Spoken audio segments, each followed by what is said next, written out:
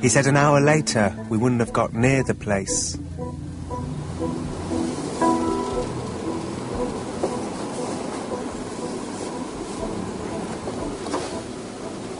Jim, I think we're being followed.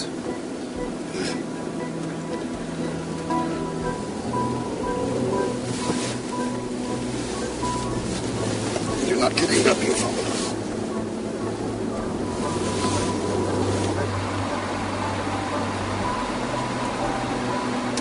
I'm not sure that we're being followed after all. It could be innocent.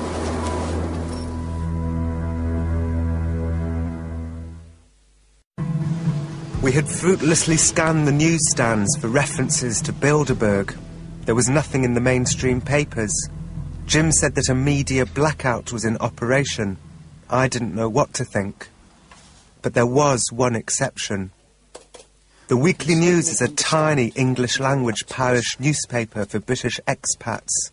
They've gone big on the story. We're going to meet with the reporter from a local newspaper in Lisbon who's given heavy attention to the upcoming Bilderberg meeting, and we share all the information we can get with each other.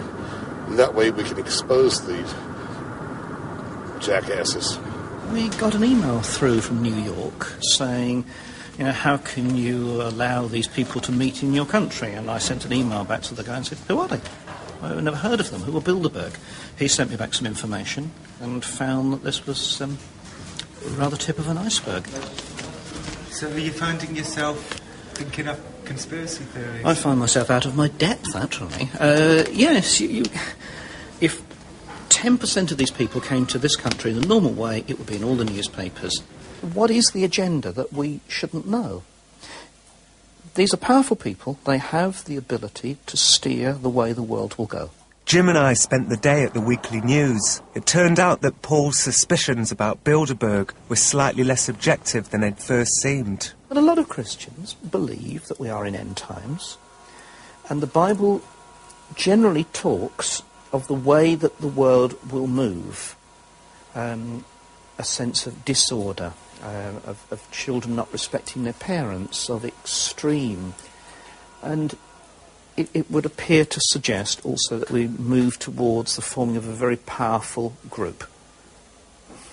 Do you think Paul's getting a bit carried away thinking this is... Well, I consider them bad guys now. I don't know if they're actually Satanists or not. Well, not Satanist. I mean, we're talking actually Satan, himself. Does Paul think that this is some kind of biblical prophecy being fulfilled? Uh-huh. I don't know. I really don't know. Mother, your dutiful son is playing kick the can in Portugal on Wednesday morning. Thank you. The next day brought a strange development. The new Weekly News was supposed to hit the newsstands today. Another Bilderberg expose. O jornal? The news. Não vende aqui, não segue todo. Não segue o APN. We're 5 kilometers away from where the Bilderberg conference is being held, and the newspaper's not yet. This is the very first time ever, in all the years we've been working with this paper, that this has happened. That it gets distributed in the Algarve and it doesn't get distributed in this area. Amazing. One of the Bilderberg members is the owner of the printing press that prints Paul's newspaper. And they control the... distribution. Uh-huh. You can have a crooked mind and think, is it a coincidence that the man that prints our papers, could that be that man had anything to do with it? But the paper did appear a few hours later. Fred and Brendan were just being paranoid. We were all becoming a little paranoid. It is easy to be sucked up into the paranoia.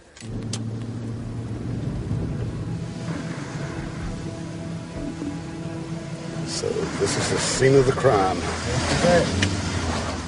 This was supposed to be an easy day. Jim simply wanted to verify that the complete shutdown of the Caesar Park had been accomplished. The plan was to drive up there and be turned away at the gate.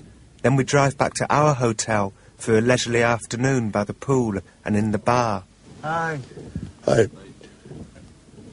Just going to the hotel. Hotel, huh? Mm. But it was not to be. The gatekeeper lifted the barrier and waved us in with a cheerful smile. I'm surprised already. So we're back inside. So I saw those cops deploying yesterday, I thought Thought this would be it. The hotel was deserted. There was nobody else there. This was unnerving. We had lunch and quickly left. David Barker, the cameraman, did the driving because we didn't expect anything to happen. But something did happen, so I picked up my home video camera. Well, there's nothing subtle about it, is there? somebody tailing us again. Yep. Yeah, I can see him in the rearview mirror back there.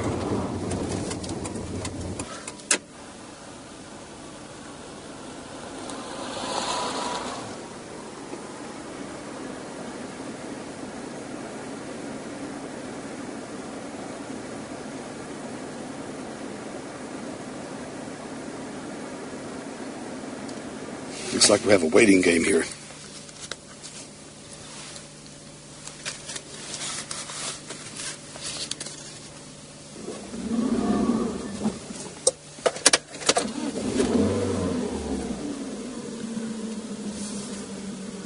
The other poor fool doesn't know what to do. He doesn't know if we're going to turn around and go the other way. What shall we do? Just do what we're doing. Stop acting suspiciously. Abide by the rules, the laws of the country. And we're not breaking any law. Here he comes. He's behind it now. He's behind us again, Jim. Yes. I couldn't see him. He's Oh, yeah. He's hanging way back.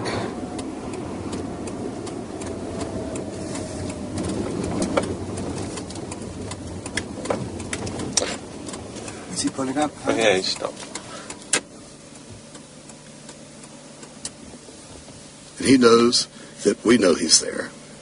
So who could it be? Bilderberg security of some kind. He's not going to move till we move. Do you think they might shoot us? I don't think so. I think it'd be too big of a story to have a fat old dead reporter lying on the shoulder.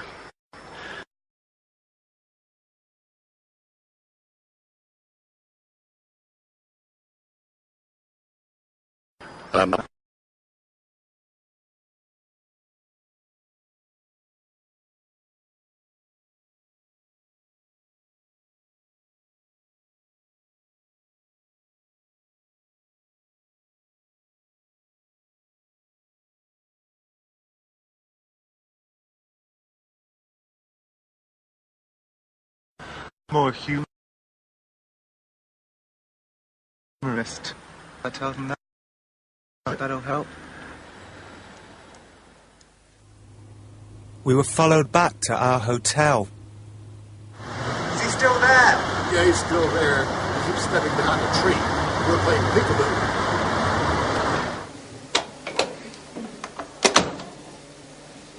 So if the bit of plastic is on the floor when we get back, instead of in the door, we know somebody's been in the room. I've got one on this door as well. This is because when I came back to my room just now, after having a walk on the beach, things had slightly moved in the room and a different key. One of these with the number 408 on it, which hadn't been there before, was in the power thing against the wall. So somebody has been in my room without question. So that's why I put a bit of plastic here and a little bit of plastic on your door, David. So if they're on the floor when we get back tonight, we're moving to another hotel. Our surveillance continued for the rest of the evening. A man in a car followed us to a bar and then to dinner, and eventually I telephoned the British Embassy. No, it's okay. We're being followed. Well, we don't really know what to do, having never been followed before. No, he's with us. There he is. I explained to the British Embassy that I was essentially a humorous journalist out of my depth, and they replied with an extraordinary statement. They said that the Bilderberg group was way out of their league, that they were just a little embassy. You still with us? You let a car get between us. Well, I don't know. I was hoping that maybe there was something you could do. Later, the British Embassy phoned me back and said they'd spoken with the Caesar Park and had been told that nobody was following us. They said we must be imagining it. They said it was all in our minds, and how could they call off someone who didn't exist? I'm a goddamn idiot.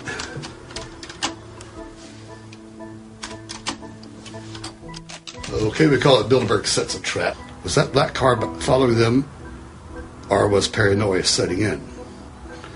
Barker, who was driving, suddenly stopped at the roadside and the car sped by. So they were not being followed on a public highway, right? Wrong. You guys will check me for accuracy on this while we do it. Tucker climbed several steps to the swimming pool area. Chaser ran behind a tree and the two played peekaboo.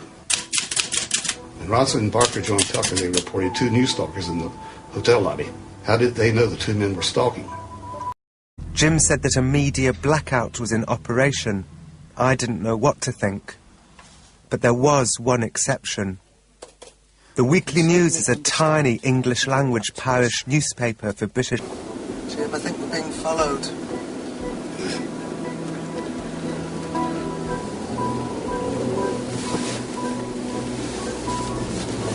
You're not kidding about being followed.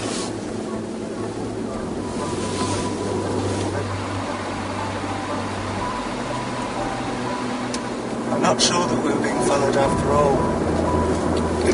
It could be innocent.